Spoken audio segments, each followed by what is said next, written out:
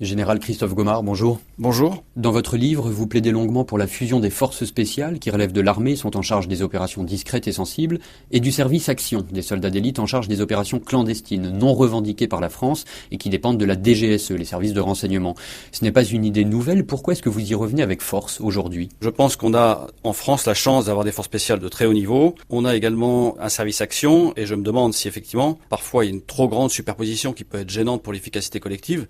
Dans mon livre, je reviens longuement sur l'affaire Denis Alex. Denis Alex était un otage français, militaire lui-même de la DGSE, qui était aux mains des chebabs somaliens pendant quelques années. Cette opération a été menée par la DGSE et selon moi c'est une véritable opération militaire, interalliée puisqu'elle impliquait des éléments américains, interarmée puisqu'il y avait des éléments de la marine, et j'avais également des hélicoptères du commandement des opérations spéciales qui étaient impliqués. Selon moi, c'est une opération militaire de grande envergure, et la question que je pose, qui reste une question, est-ce qu'on n'aurait pas pu faire autrement? Est-ce qu'on n'aurait pas pu réfléchir collectivement de façon à avoir une plus grande efficacité? La libération de Denis Alex a été manquée par le service action, mais vous ne parlez pas dans votre livre de l'opération manquée par les forces spéciales pour sauver les 2 jeunes Français pris en otage au Niger en janvier 2011, un an plus tôt, opération au cours de laquelle les 2 hommes ont été tués. Dans ce livre, je parle de ce que j'ai vécu moi. Et autant j'ai été un peu impliqué dans l'affaire Denis Alex, autant je n'ai pas été du tout dans l'affaire de jeunes Français qui malheureusement ont été tués lors de l'opération Archange Foudroyant en 2011 au Sahel, en effet. Pas un mot non plus dans votre livre sur l'assassinat de nos confrères de RFI, Ghislaine Dupont et Claude Verlon, à Kidal, au Mali, c'était en novembre 2013, un assassinat revendiqué par AQMI.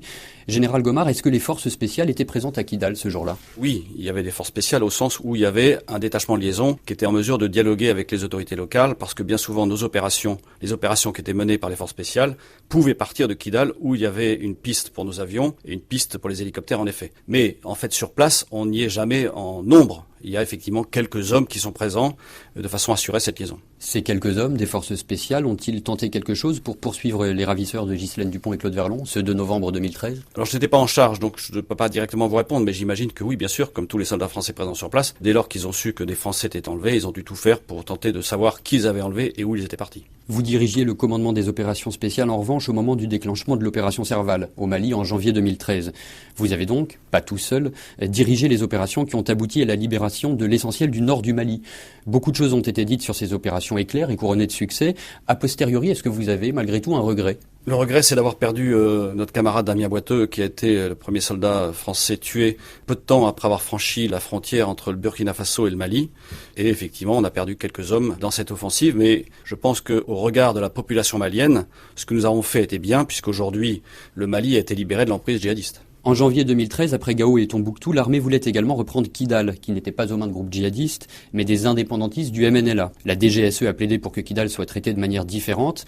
Est-ce que c'est ce qu'il fallait faire? Oui, l'ambiance était différente. Le MNLA n'était pas notre ennemi. Mon idée à l'époque, c'était de discuter avec eux pour qu'ils puissent nous donner des informations sur les preneurs d'otages, des otages en particulier d'Arlit. L'idée, c'était de dialoguer avec eux.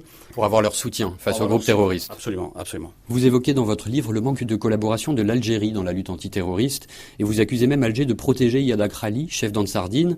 Est-ce que la fin du régime Bouteflika en Algérie a changé la donne? Il me semble que oui. Quand je regarde ce qui se passe, la question peut rester posée sur le fait que Droukdel soit revenu au Mali. Abdelmalek Droukdel, c'est l'émir d'AQMI qui a été tué à la frontière entre l'Algérie et le Mali en juin dernier. C'est exact. Droukdel, qui est resté effectivement à l'intérieur des frontières algériennes pendant des années, sort à ce moment-là. Est-ce qu'on peut établir un lien de cause à effet? Je pose la question moi-même. Et donc il est possible que le fait que Droukdel soit sorti de l'Algérie soit une des conséquences du dialogue franco-algérien.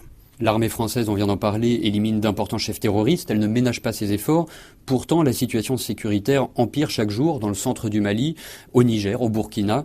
Selon vous, Général Gomard, est-ce que la stratégie française est la bonne ou est-ce qu'il y a des choses à changer? Alors je pense que militairement, on avait gagné la guerre contre les groupes djihadistes, mais c'est comme en 2013. En 2013, et puis ça s'est poursuivi, mais je pense que derrière, il y a 2 dimensions qui doivent être développées, c'est la dimension économique et la dimension politique. Et donc le fait qu'il y ait eu un putsch récemment au Mali montre bien que nous avons un sujet et qu'il doit y avoir un dialogue nord-sud, même si seul 10% de la population est au nord du Mali et 90% est au sud du fleuve Niger. On prête au président français Emmanuel Macron des envies de désengagement progressif. Ce désengagement, il vous semble envisageable, souhaitable? Je pense que si l'armée française s'en va, rapidement les groupes djihadistes reviennent vers le sud. Donc il n'est pas souhaitable que toute l'armée française s'en aille. Général Christophe Gomard, merci.